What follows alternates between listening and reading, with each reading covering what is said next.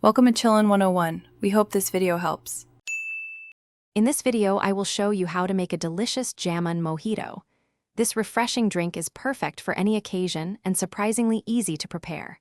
First, let's gather our essential ingredients.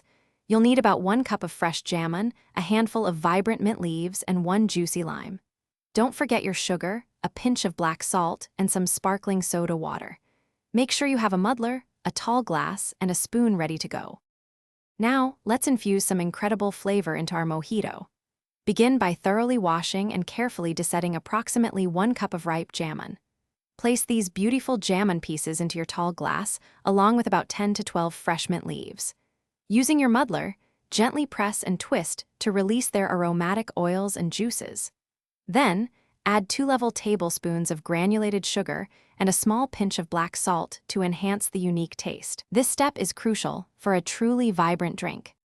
With our muddled jamun and mint ready, it's time to assemble our refreshing drink. Take 1/2 of a fresh lime and squeeze its juice directly into the glass, adding a zesty kick. Next, fill your glass generously with crushed ice.